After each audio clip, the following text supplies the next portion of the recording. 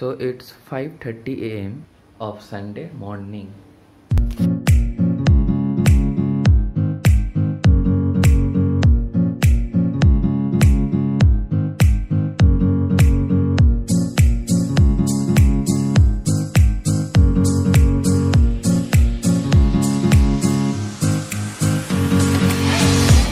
Hello namaste, good morning everyone, welcome to my YouTube channel DWYT। একা আসেনি, আমার বন্ধু রমেশকে নিয়ে এসেছি। আজকে কোথায় এসেছি এটা এই বলবে। আজকে হচ্ছে 29th অফ, একবার দাঁড়া ক্যামেরাটা ওদের ঘুরিয়ে দিই, এরকমভাবে শুনে মজা নেই। Good morning. আজকে হচ্ছে 28th অফ জুলাই এবং আজকে আমাদের ইস্টবেঙ্গল ক্লাবের তরফ থেকে একটা শোভাযাত্রার আয়োজন করা হয়েছে এবং সেটা কুমোরটুলি পার্ক থেকে টোটাল ইস্টবেঙ্গল 10 অবধি যাবে। এবং এটা আমাদের কেন করা হয়েছে, এর কারণ হচ্ছে আমাদের ক্লাব ইস্টবেঙ্গল, আমাদের মা 100 বছরে পদার্পণ করবে। এটা অসাধারণ একটা সন্ধিক্ষণ আমাদের। আপনারা দেখতে পারেন এই সাইডের এই ভিউজগুলো কত সুন্দর। এখানে ঘোড়ার গাড়ি প্রতিস্থাপন করা হয়েছে, ঠিক একটা উৎসব। এটা আমাদের কাছে উৎসবের থেকে বড় কিছু কম কিছু না। তো দেখুন এরপর আস্তে আস্তে কী হয় আমাদের ব্লগে, এবং জানুন what is East Bengal, what is the motivation, the passion. See it.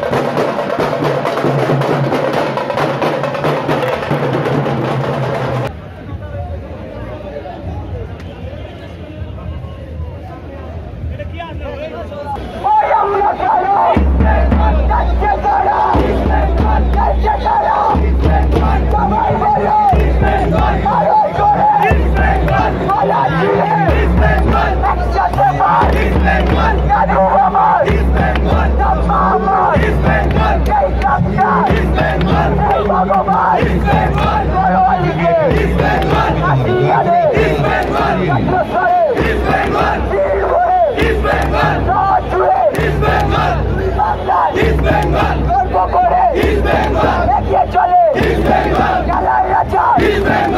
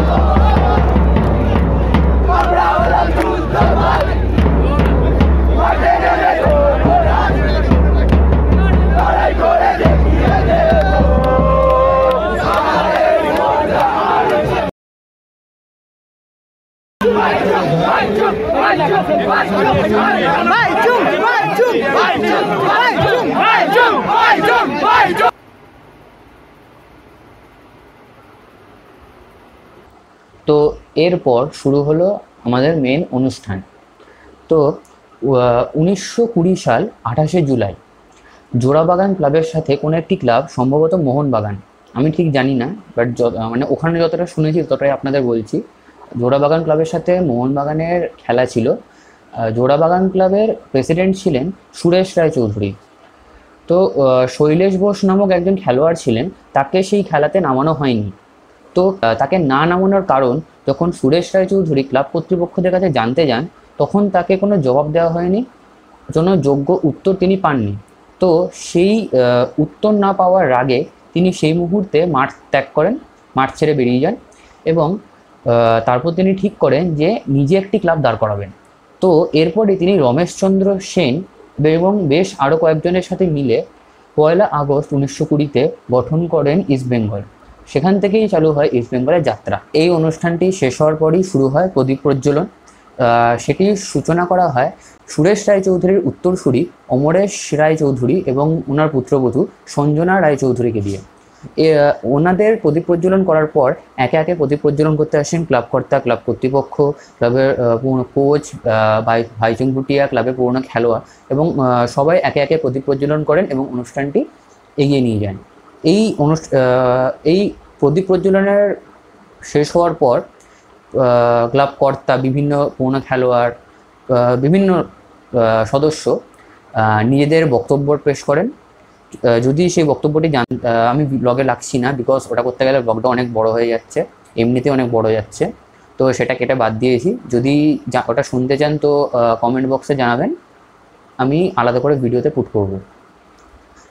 তো বক্তব্যগুলি শেষ হওয়ার পরই শুরু হয় আমাদের শোভাযাত্রা।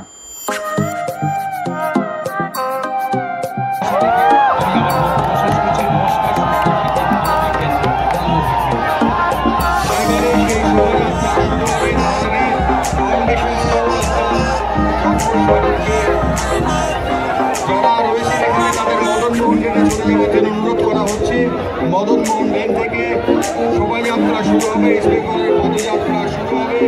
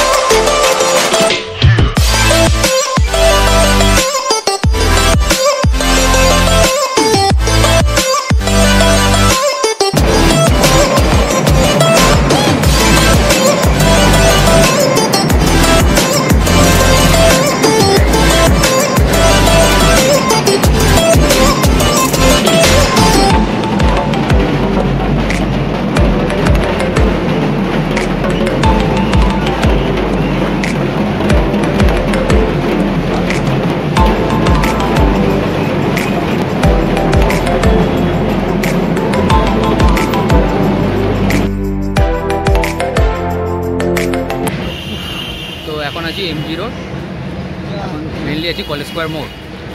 একটু লিটল ব্রেক বিকজ অনেকক্ষণ ধরে হাঁটা। এখন যাওয়া হচ্ছে ইস্ট বেঙ্গল ক্লাবের দিকে। শোভাযাত্রা just awesome because first time এসেছি, ফার্স্ট টাইম এক্সপিরিয়েন্স জ্যাম। ঘুরতে গেছে একটু কাজে হালকা হতে, তো একটু ব্রেক নেওয়া হচ্ছে আপাতত।